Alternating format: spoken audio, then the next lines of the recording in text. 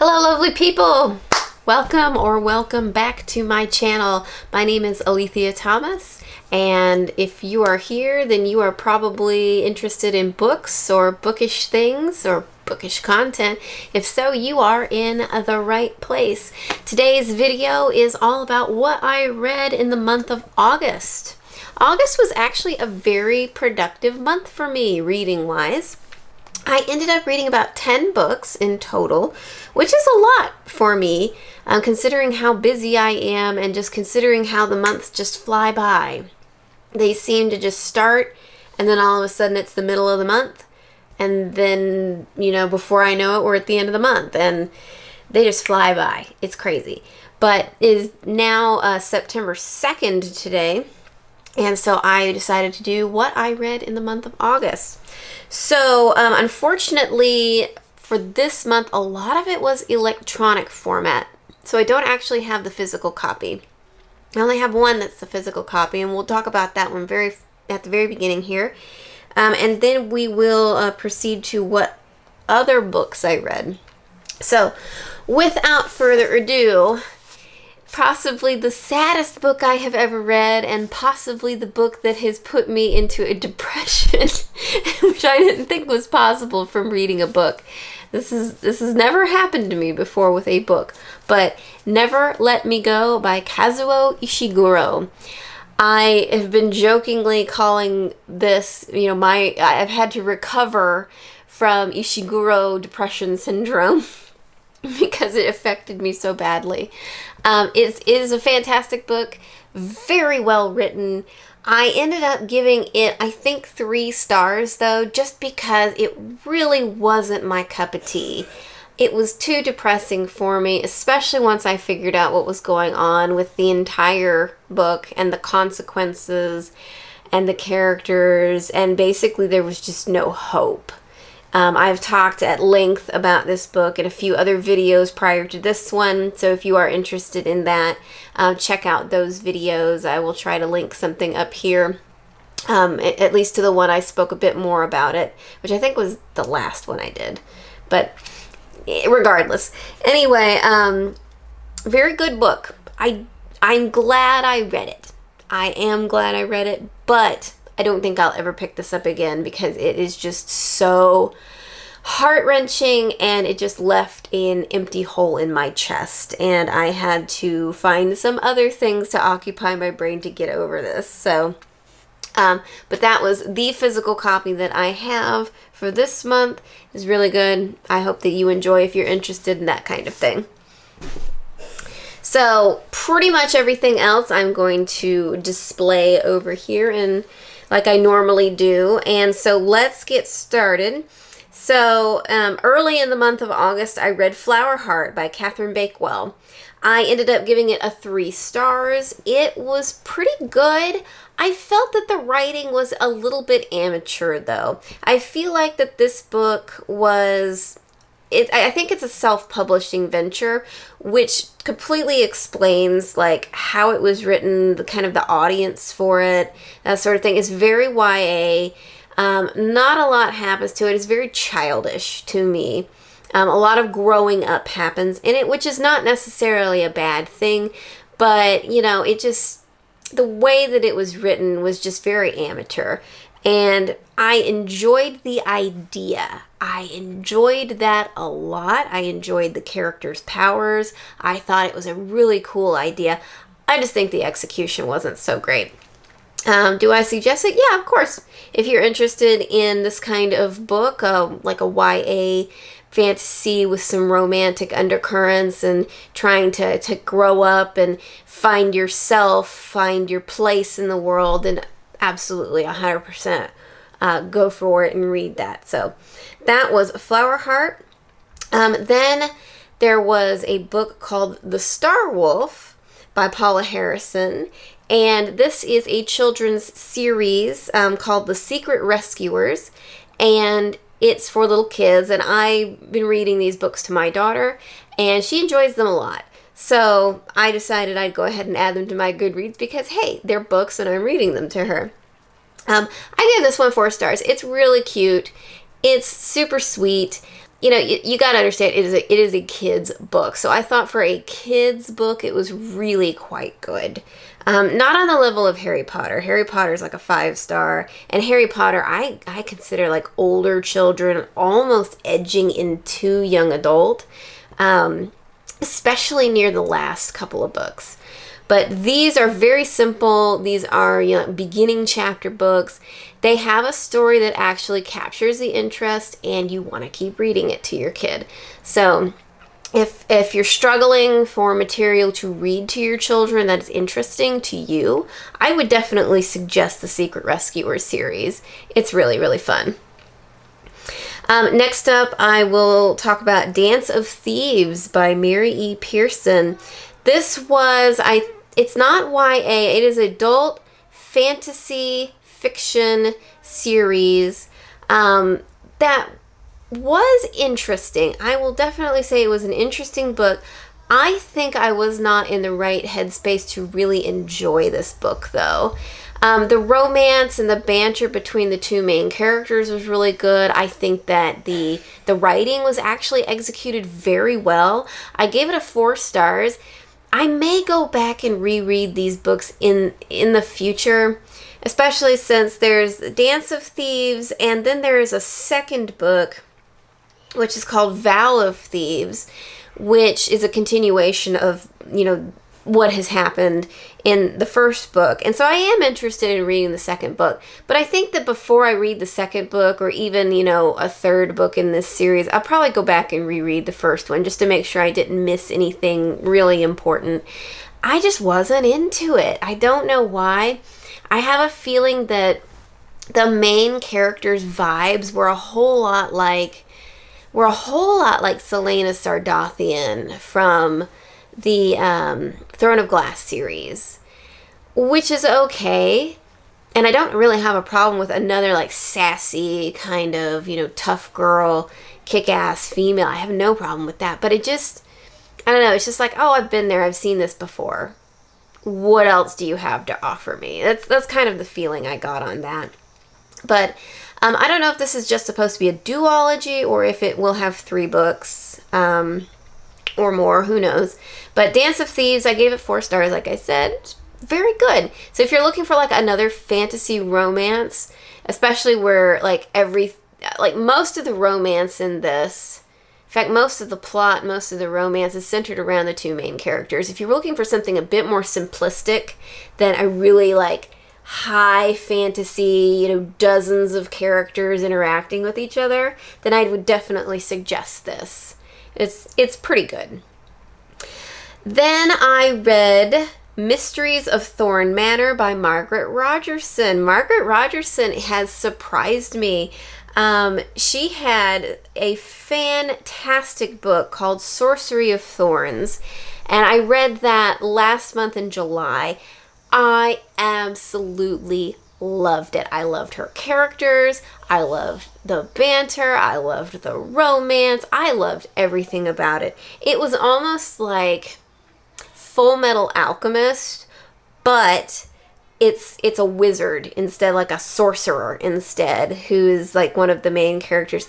So cool, so interesting. I like how she has books, and books are magical, and books have like minds of their own, and they behave in certain ways. They're animated objects themselves. Not only do they contain, information about stuff, but they have like a sassiness to them. Like each book is different. They each have their own characteristics. So Mysteries of Thorn Manor was the novella right after Sorcery of Thorns to kind of close up a couple of loose ends, and also to kind of keep the story going. And it was really good. I enjoyed it a lot. I gave it a 4 stars. I also gave Sorcery of Thorns a 4-star too. It's a great book, but it's not an exceptional book. That's my thing. If it was an exceptional book, I would have definitely given it 5 stars. It's like a 4 point. Both of those are more like a 4.5 to me. They're really good and really solid, and I really enjoyed them.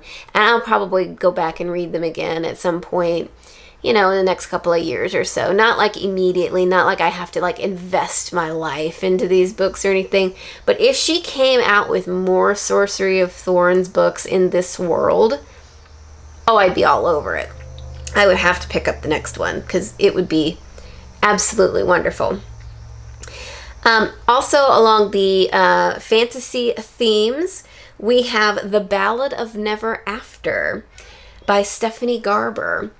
And I was pleasantly surprised by The Ballad of Never After. I enjoyed it thoroughly.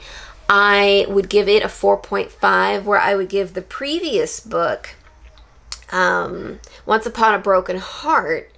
I did not enjoy Once Upon a Broken Heart as much as I enjoyed The Ballad of Never After. I feel like the story wasn't as all over the place as it was in Once Upon a Broken Heart. It was just tighter. It was really well told. I enjoyed it. The stakes were high. It was so good. It was so good. And I listened to it, and I listened to it so fast I could not put it down. I could not stop listening to it, to the annoyance of my poor husband. Put that thing down. You need to help out. I got a lot of flack for that. So anyway, so good. I cannot wait for the next book.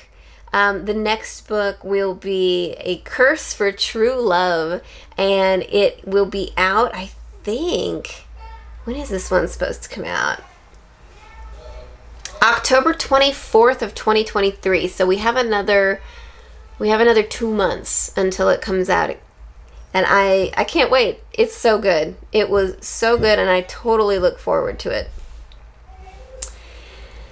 Then, what else did we have here? The Chateau by Jacqueline Goldis. This was a book, a thriller, that I had actually wanted to read at Summerween in July, but I did not get around to reading it at all for Summerween. I actually read something else instead, and I had to wait for a hold also on The Chateau because it was so new at the time.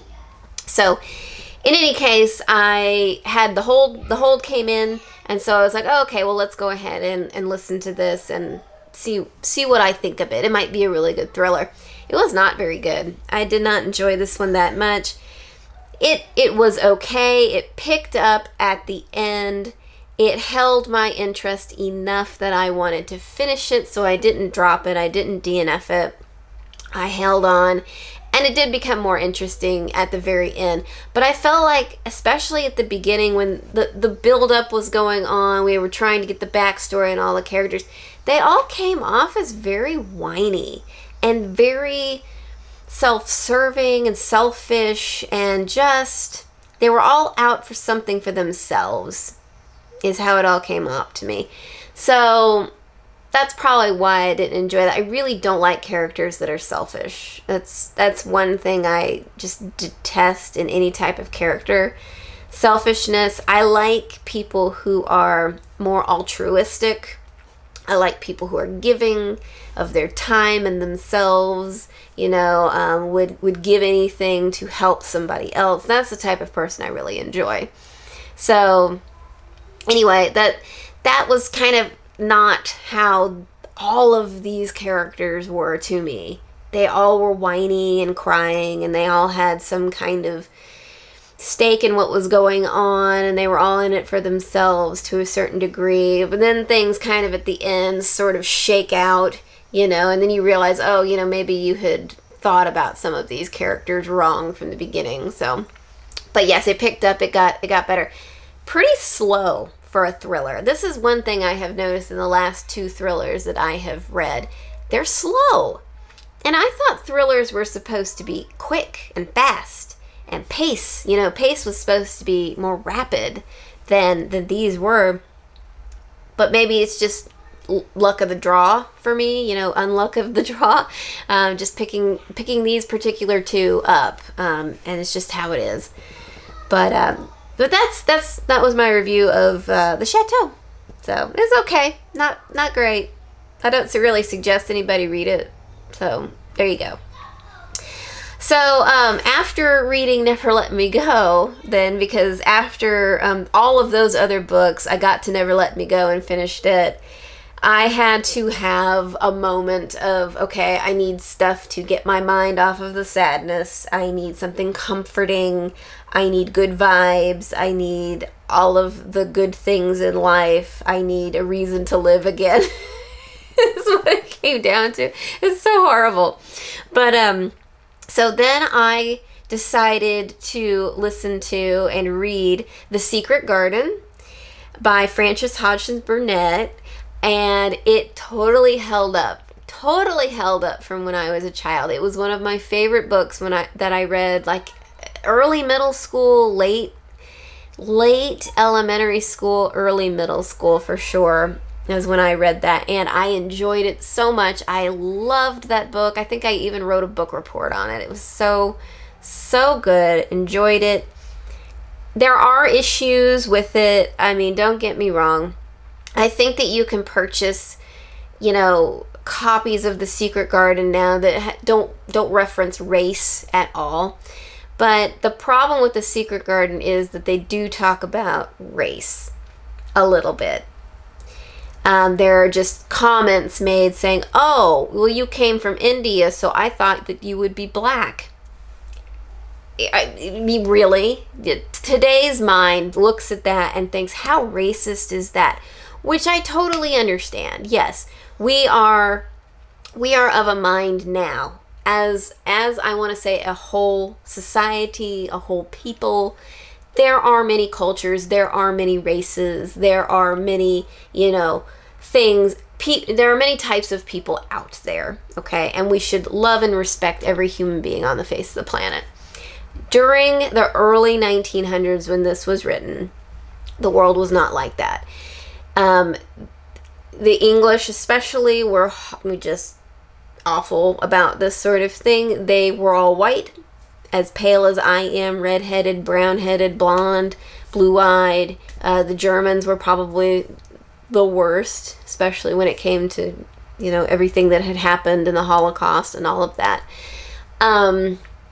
There was a knowledge of other people, but if you were darker than, say, an Italian or somebody from Spain, you were considered black. It's not right. I'm not saying it's right, but that's just what those people in that particular period of time thought. So if you're going to read an original version of The Secret Garden that has not been, edited or corrected, censored perhaps, you are going to read lines that you're not going to agree with. So just keep that in mind. It's in there. So that's really all I have to say about that. I don't agree with it. I don't think it's wonderful, but that's the perspective I have, that this is the mind of Frances Hodgson Burnett, and she was a woman of her time. There you are. But yeah, calling people from India, which I work with a lot of people that originated from India. They are United States citizens now. Lovely people. I love their cooking. Oh my goodness. I have a friend at work that cooks some absolutely wonderful culturally Indian foods. Oh, it's delicious. Oh, just makes me want to salivate right now. Anyway, just absolutely delicious. But, you love and respect all cultures now. That's the way it is. So I enjoyed The Secret Garden despite all of that, because it's got so many positive messages. Just, from a child's perspective, growing up and going, hey, this is life, and this is life is worth living. There's all these wonderful things out there. Growing flowers, growing up, getting outside, enjoying the sunshine, feeling the bracing wind on you and just understanding that it's going to make you healthier and better if you struggle and you fight against this wind and you get outside and you exercise, and how that's so good for you. All of those messages are in there, and it's so good. It's so good. So after listening to The Secret Garden, I kept seeing things on YouTube because I listened to both of these things on YouTube. The same narrator also narrated A Little Princess, also by Frances Hodgkins Burnett. And, am I saying that right? Hodgson. Frances Hodgson Burnett. Huh. But he narrated he narrated A Little Princess too, and I have never read A Little Princess. I never listened to A Little Princess, and I never saw a movie about A Little Princess, which I'm surprised, which I watched a lot of movies when I was younger, especially, and I know I watched The Secret Garden for sure. One of the many, like, BBC versions of it, I think. But in any case, I decided, hey, let's go ahead and try this out. So, very good. I enjoyed it a lot. It had some good messages. Hated Miss Minchin. Oh my gosh, if there was one character, there's very few characters that I absolutely loathe, but Miss Minchin's on that list now. Whew. Anybody that's like her can just go walk off a cliff, something like that. But man, Sarah Crew is a great character. Enjoyed it so much. Very sweet, very humble. I don't think I've read a more humble child in a book before, to be perfectly honest. And she goes through it. She really does go through it. It broke my heart in a couple of places, but life went on. Everything got better at the end. So know that if you approach A Little Princess, some tough things happen, but it all turns out very well in the end. So very good. I do think The Secret Garden is still the superior book, though. Just kind of a better plot. A Little Princess was a more simplistic story. I'll say that. But a lot of the characters are very just iconic and very cool, and it's just a good book. It's just a really good book. So if you're looking for something, cozy and just good vibes, really, throughout most of this book, definitely A Little Princess. And then the last book that I read for the month was a Laura Childs book called Devonshire Scream.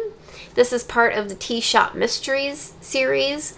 It is like the 13th, I don't know how many books there are in this thing. I'm sorry, it is the 17th book. Wow. It is the 17th book in the Tea Shop Mysteries series.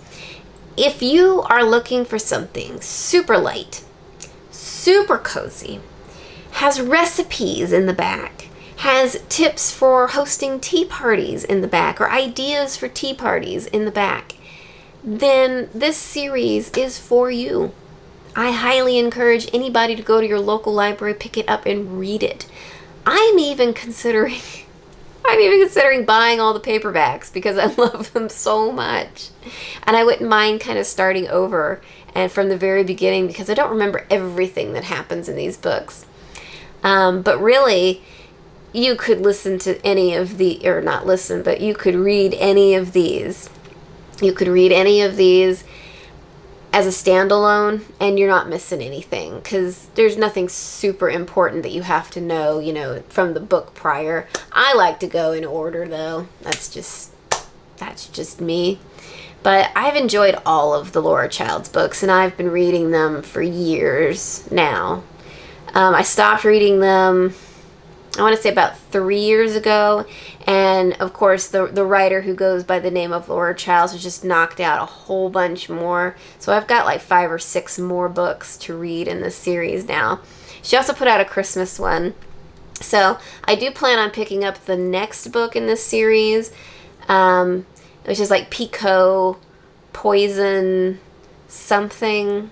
Pico Poison. I'll put that here. I just don't remember it off the top of my head. And then A Twisted Christmas. is also a Twisted Peppermint Christmas or something like that will be the Christmas one. So I want to read that for all the cozy Christmas vibes, hopefully, that I know that the author writing as Laura Child will definitely put in there.